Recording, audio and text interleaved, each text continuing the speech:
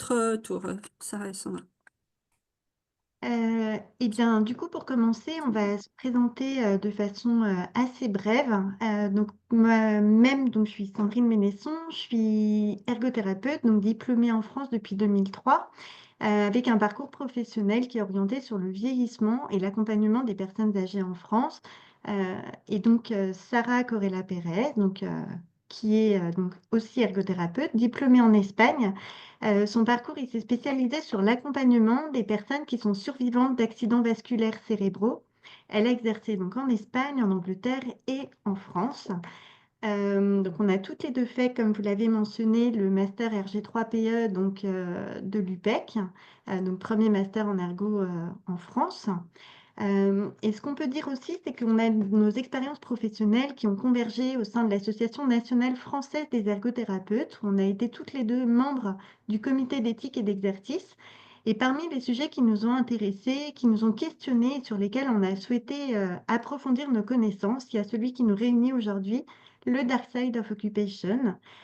Et pour compléter, notre présentation, on va vous partager différentes occupations qui nous caractérisent, dont peut-être certaines seraient du côté dark. On vous laissera en juger.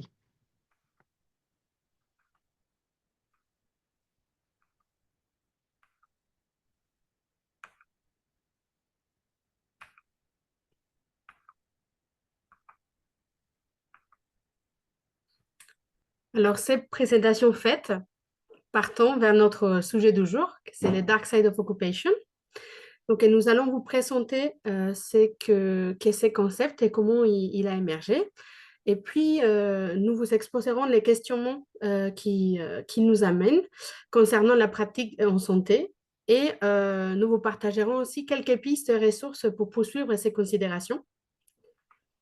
Donc, l'origine du concept de Dark Side of Occupation, à son origine, on trouve Rebecca Twinley, qui a développé cette idée en s'interrogeant sur les limites des recherches en sciences de l'occupation et en ergothérapie.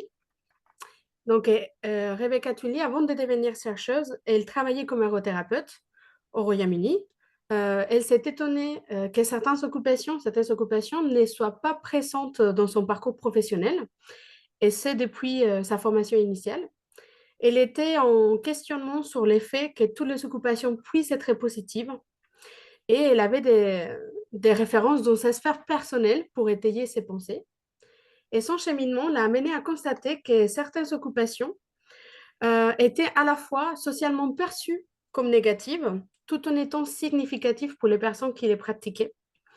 Donc pour elle, l'aérothérapie et les sciences de l'occupation se centraient seulement sur les occupations dites positives pour les personnes, c'est-à-dire celles qui sont perçues comme bénéfiques pour la santé, le bien-être, la productivité.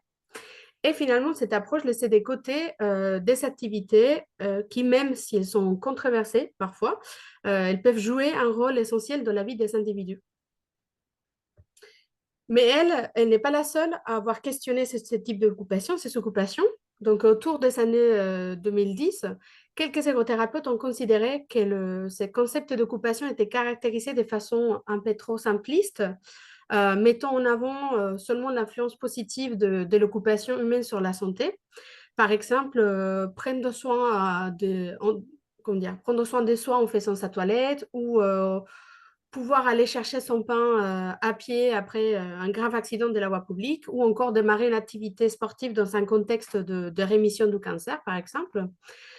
Mais pour ces auteurs, il manquait des nuances dans la façon d'envisager les occupations, et ils ont développé différents axes de critique.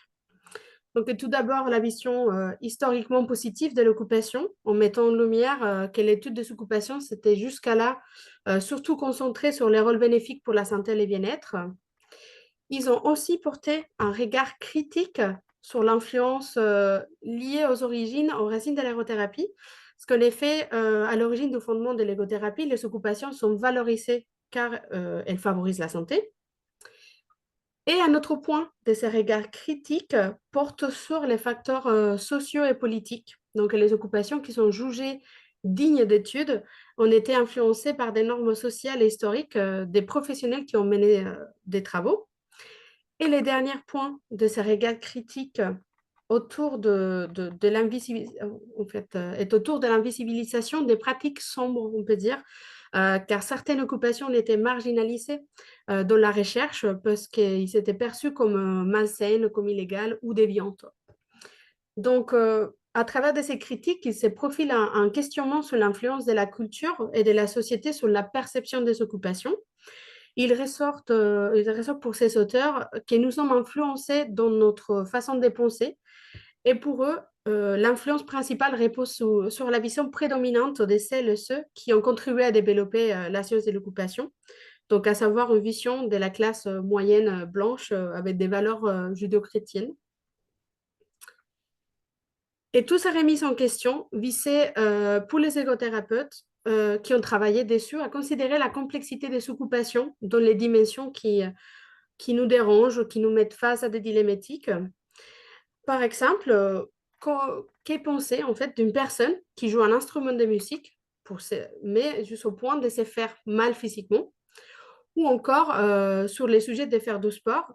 Si pratiquer une activité physique ou sportive est une recommandation de l'Organisation mondiale de la santé, mais certains athlètes peuvent recourir à des injections de corticoïdes pour gérer les douleurs et les inflammations, par exemple, parce que celle-ci les permet en fait d'assurer une participation à des compétitions importantes, comme ça pourrait être le cas des derniers Jeux olympiques en France.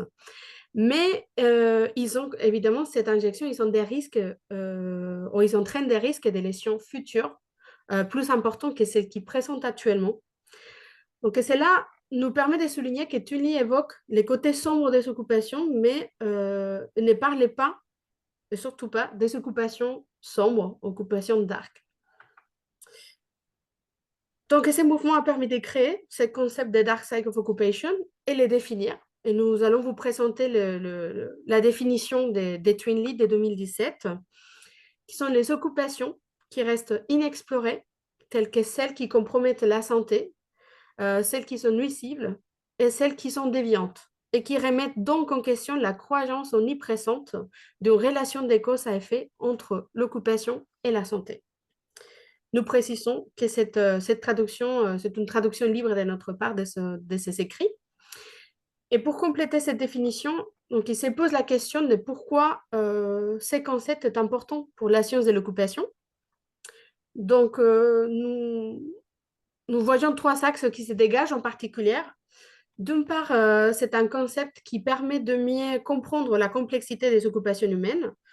Donc, il en découle aussi une meilleure compréhension du rôle de ces occupations dans la construction de l'identité.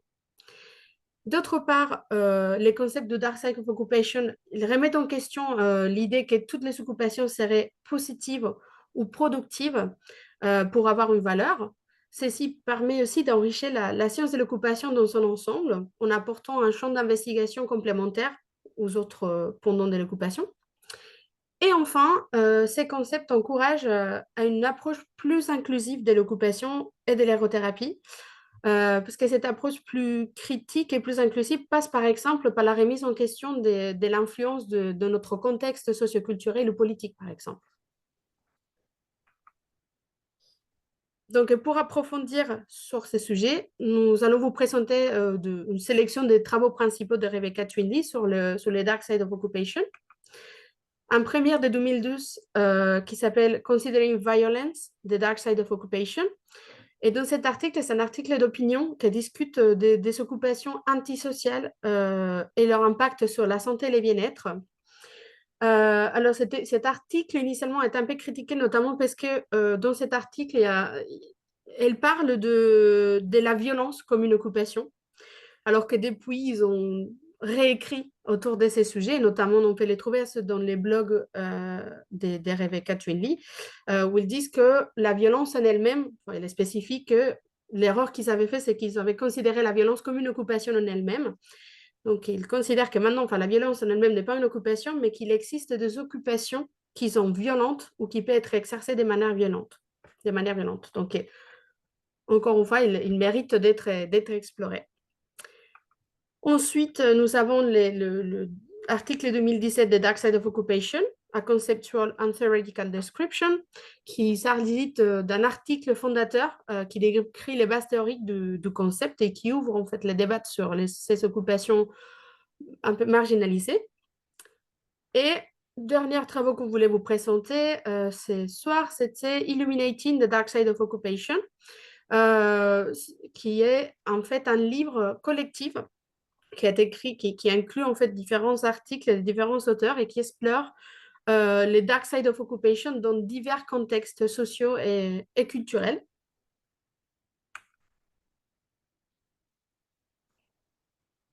Et finalement, dans la lignée de cette approche de ces auteurs qui nous invitent à être plus critiques sur nos pratiques, on pourrait repenser finalement aussi la pratique de l'ergothérapie. Donc, on a en tête que l'utilisation en ergothérapie, enfin, qu'en ergothérapie, on a une utilisation d'une démarche qui serait centrée sur la personne, centrée aussi sur ses occupations.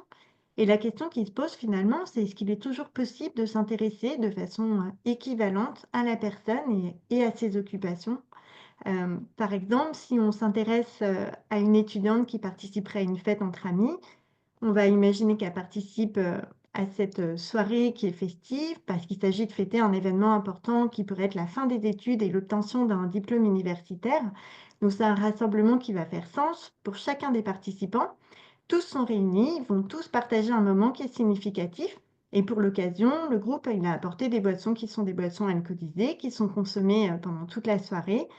Et le lendemain, l'étudiante en arrive à annuler ses rendez-vous, les rendez-vous qu'elle avait, et peut-être même elle ne viendra pas à sa remise de diplôme. Donc cette fête, finalement, on pourrait se questionner, est-ce que c'était une bonne occupation ou est-ce que c'était une occupation qui serait plutôt du dark side of occupation? Donc c'est un exemple voilà, qui est inspiré d'auteurs Jennings et Cronin-Davids. Et si en plus on questionnait le fait que cette étudiante, par exemple, était dans une situation d'abstinence totale parce qu'elle était ancienne alcoolique, quid de qu'est-ce qu'on pourrait faire ou penser autour de cette situation?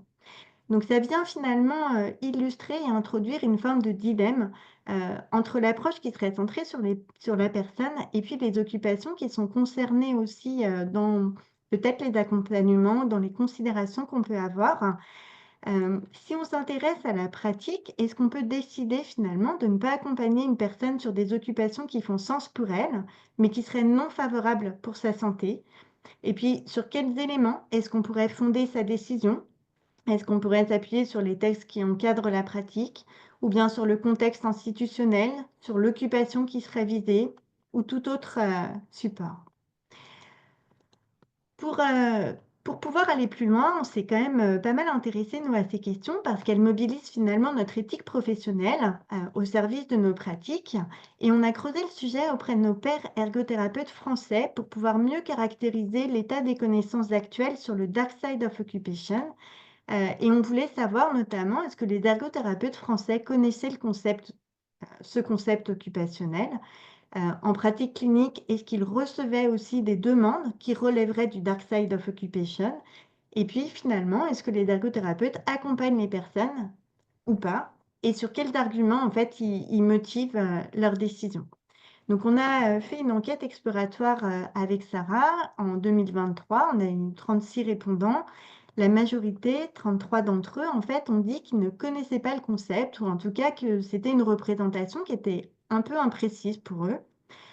On leur a demandé par ailleurs s'ils avaient reçu des demandes qui relèveraient du dark side of occupation. Et donc on a eu des réponses favorables. Et il y a plusieurs types de demandes qui sont ressorties. Majoritairement, ce qu'on avait, c'est que c'était des demandes autour de fumer du tabac. Il y avait d'autres demandes qui étaient mais dans une quand même nettement moindre mesure, le fait de consommer des drogues illégales ou encore de conduire une moto, de conduire tout court, d'utiliser un site de rencontre, de jouer à des jeux de hasard, de sortir de nuit ou encore d'utiliser les réseaux sociaux.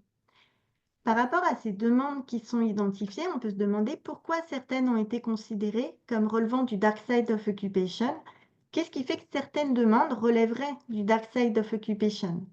Pour certaines demandes, comme par exemple conduire une moto ou utiliser les réseaux sociaux, il apparaît comme nécessaire de disposer d'informations qui seraient complémentaires sur la personne, sur sa situation ou sur le contexte précis dans lequel l'activité se déroule. Si on reprend l'exemple qui est celui d'utiliser les réseaux sociaux, la personne, elle voulait pouvoir utiliser les réseaux pour trouver un partenaire, malgré qu'elle soit mariée. Et c'est ce qui pourrait éventuellement faire percevoir cette activité comme étant une activité négative. Pour d'autres demandes comme celle de fumer, on va plutôt avoir tendance à les considérer comme intrinsèquement négatives parce que finalement, elles sont nocives pour la santé. Pour autant, en requestionnant le sujet, on peut quand même se dire que c'est une vision qui est plutôt une vision actuelle. Le tabac, si on fait un historique sur ce dernier, il a été introduit, alors on reste sur la France, mais en tout cas en France, il a été introduit dans les années 1560. Il a commencé à être fumé du coup à la cour de France, donc c'était plutôt quelque chose de très privilégié.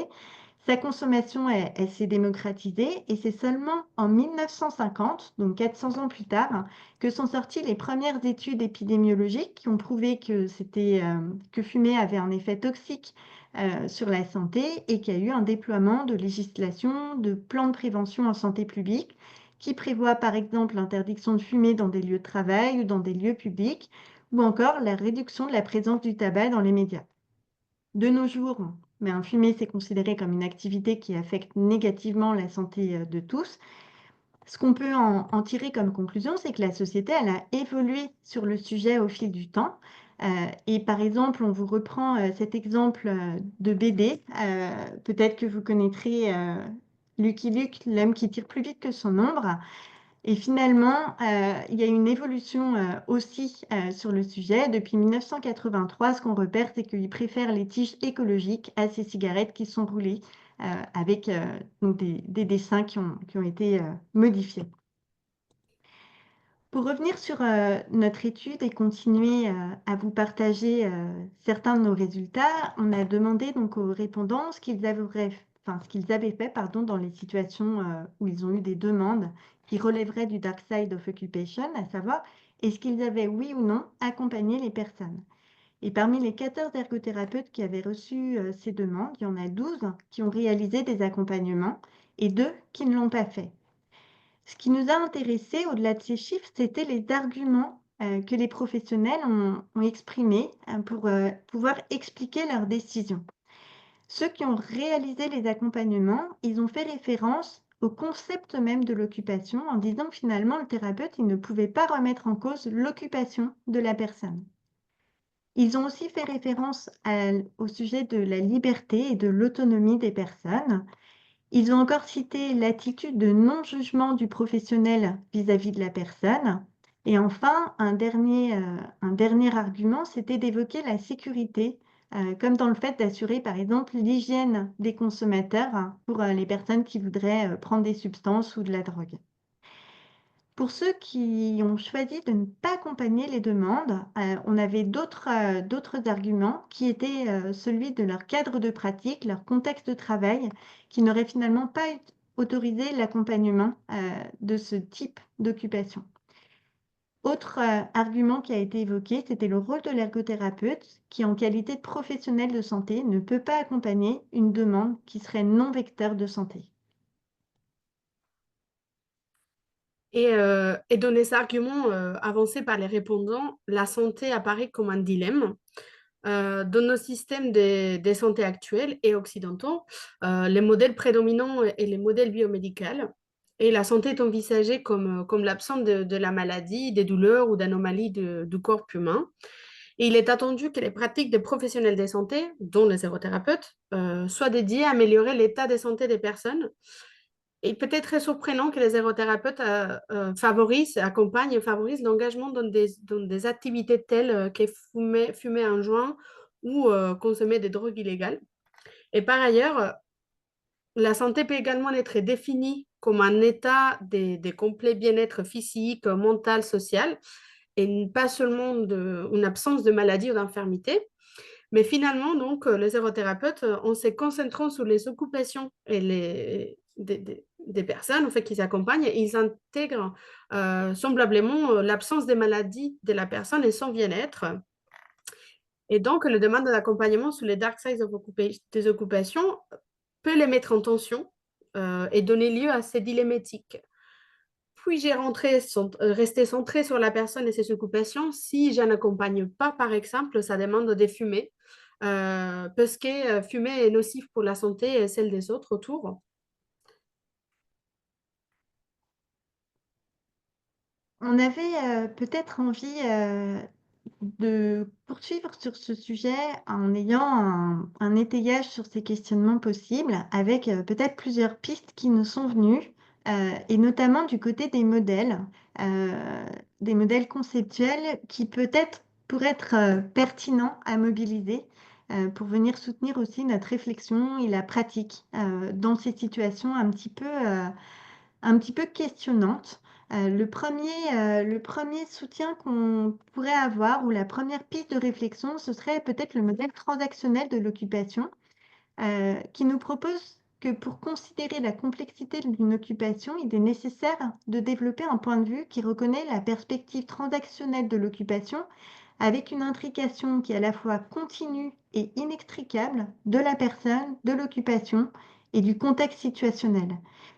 Qui nous sommes, nos expériences antérieures, notre culture sont intégrées à la situation. C'est le cas aussi de tout ça pour la personne qui est accompagnée. Et autrement dit, on pourrait dire que l'expérience, elle se façonne et elle façonne. Donc peut-être une première piste à travers ce modèle. On a un deuxième chemin qui nous paraît intéressant pour pouvoir réfléchir, ou plutôt une rivière, celle du modèle Kawa, qui est créé pour mettre en évidence notamment l'importance de la culture et des idées philosophiques qui sont sous-jacentes à cette culture. Puisqu'on a évoqué que dans le Dark Side of Occupation, il y avait cette dimension qui était culturelle, qui venait quand même re-questionner dans quelle mesure on peut considérer l'occupation. C'est un modèle qui nous semble pouvoir être intéressant dans l'idée qu'il est destiné à laisser une place différente à la culture dans la démarche qu'on pourrait avoir. Une troisième piste qu'on a, c'est celle du modèle Mohar, qui est sur l'harmonie occupationnelle. Donc lui, il est attaché à la culture chinoise. C'est un modèle qui a été créé en rapport avec le concept d'équilibre occupationnel. C'est un concept qui était difficilement transposable et applicable de la culture occidentale vers la culture chinoise. Alors, il reprend plusieurs concepts qui sont issus de la tradition culturelle et philosophique chinoise. On va en citer seulement quelques-uns, quelques spécificités en tout cas. Alors, c'est forcément un peu réducteur, on s'en excuse, mais on vous encourage en tout cas à aller découvrir peut-être plus avant ce modèle s'il vous intéresse. Le premier élément qu'on avait envie de faire peut-être ressortir aujourd'hui, c'était le yin et le yang, qui considèrent qu'en fait, il y a deux versants dans toute chose et que les deux seraient équilibrés dans la mesure où les occupations, elles respecteraient entre elles une certaine modération. Une deuxième spécificité qui ressort dans ce modèle, c'est aussi qu'il y a 5 dimensions qui vont venir caractériser les actions et elles sont intrinsèquement liées et soit elles vont se faciliter, soit elles vont se limiter les unes les autres. Alors, il est fait état dans l'engagement vertueux, mais aussi de l'engagement rationnel, d'un engagement qui est plutôt productif, d'un engagement émotionnel. Et enfin, le dernier, c'est l'engagement dans le maintien de la santé. Donc peut-être une autre perspective aussi, pareil, avec cette dimension très culturelle, alors qui ne nous est pas forcément habituelle, mais peut-être une vraie piste pour re-réfléchir, re-questionner les occupations. Un dernier modèle ou un dernier soutien qui nous paraît peut-être intéressant, c'est le modèle OCWFOT. C'est le modèle de l'occupation, des capacités et du bien-être en ergothérapie. Et celui-ci va défendre une pensée critique qui permet de s'appuyer sur des savoirs qui sont culturellement pertinents. Il nous invite aussi à nous émanciper d'une vision réductrice, de prendre conscience des rapports qu'il peut y avoir, de pouvoir, et enfin d'intégrer le contexte sociétal et historique. Donc tout ça, en fait, ça fait écho, il nous semble, avec ce qui est soulevé en fait dans le Dark Side of Occupation et dans les critiques qui ont été apportées aux occupations à travers ce concept. Le modèle de OCWFOT, il invite à identifier ce qui compte le plus pour les personnes et s'intéresser à leurs capacités, c'est-à-dire le potentiel de ce que les personnes sont réellement libres de faire et d'être. Pour terminer la présentation de ce jour, on va souligner un point spécifique concernant la terminologie du concept. Donc, en effet, depuis l'apparition de ces concepts, il y a eu plusieurs polémiques, on va dire, qui sont intervenues autour du nombre choisi. Euh, et aussi, cette norme a été parfois mal utilisée euh, parce qu'on a pu entendre dire dans des différents congrès, dans des écrits même, des dark occupation au lieu de dark side of occupation. Alors, quelles sont certaines de ces problématiques? Il y a eu les côtés, notamment ce qui a été critiqué, c'est les mots dark, notamment dans les cultures anglo-saxonnes, parce qu'il y a une connotation négative liée au racisme. Donc, parce qu'il y a cette notion que tout ce qui est dark ou noir est négatif et tout ce qui est blanc ou lumineux est vu comme bon et acceptable par la société. Alors, Rebecca Twinley, dans l'introduction du livre de Illuminating the Dark Side of Occupation, elle adresse cette polémique. Elle explique que voilà, qu'en vrai, ça n'a rien à voir avec cette question, qu'elle parlait, donc elle s'identifie comme neurodivergente. Et elle explique que pour elle, la vision, la façon de décrire certains concepts passe par l'utilisation des métaphores.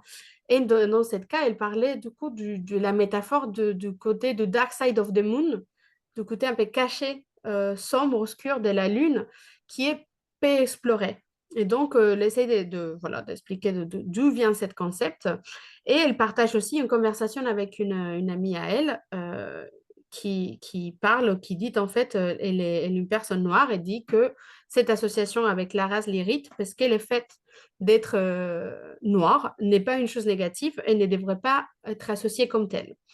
Donc, c'est un peu les arguments et l'explication que Rebecca Twelly elle donne à cette utilisation, mais c'est de commentaires qui reviennent souvent sur l'utilisation du mot dark et parce qu'il est souvent interprété comme c'est des dark occupations, des occupations sombres et pour autant négatives. Donc, il y a des auteurs qui se nécessitent d'utiliser d'autres terminologies, en tout cas dans la littérature anglo-saxonne. Et nous trouvons notamment les termes non-sanctioned occupation. C'est une des propositions. Mais les problèmes qu'il y a avec cette terminologie, notamment en anglais britannique, c'est que les mêmes mots, sanction, veut dire la même chose. Ça peut être une punition ou ça peut être un accord en même temps. Donc, ce terme est questionné et Twinley et De Castro des gens, ils sont écrits, donc ils ont répondu avec un article d'opinion à un article qui a été écrit par des chercheurs autour de l'utilisation des drogues dans les contextes des Philippines, par exemple, qui utilisent cette mot de non-sanctioned.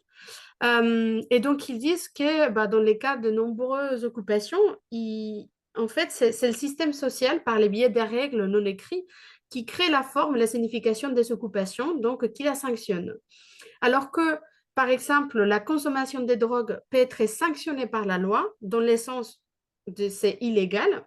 Elle peut être sanctionnée dans le sens approuvé ou même encouragée dans les groupes sociaux dans lesquels chaque personne évolue. Donc, c'est pour cette raison que, en tout cas, elle considère que ce n'est pas possible de positionner une occupation sur cette continuum de sanctionné, non sanctionné. Et l'autre terme qu'on a trouvé aussi, c'était un terme utilisé par des chercheurs au Danemark, qui est le terme unilluminated. Donc, pas illuminé, ça serait un peu la traduction, qui semble être une façon d'interpréter les mots de Twinley quand elle parle des occupations, qui est they are left in the dark. Donc, ils ont laissé dans l'obscurité, donc ils ne sont pas illuminés, d'où les mots ou les termes unilluminated. Alors finalement, on voit que ça fait un peu polémique en langue anglo-saxonne et finalement dans la francophonie, ben, ce qu'on repère, c'est que c'est pas forcément si simple et que c'est pas du tout même comment statuer. Euh, on pourrait peut-être réfléchir à quelque chose, peut-être à créer. En tout cas, est-ce que ça pourrait être obscur? Est-ce que ça pourrait être sombre? Point d'interrogation. En tout cas, on a vu que le choix des mots est pas du tout banal parce qu'il est sujet à controverse et qui concerne des occupations qui sont dérangeantes, qui peuvent questionner. Et donc, du coup, ça peut-être alimente un peu les polémiques. En tout cas, si vous avez des suggestions, voilà, ou des discussions à avoir autour de ça, on sera ravis. On vous partage une partie de notre bibliographie et puis, eh bien, ma foi, on est à votre disposition si vous avez des échanges, partages, questions sur le sujet.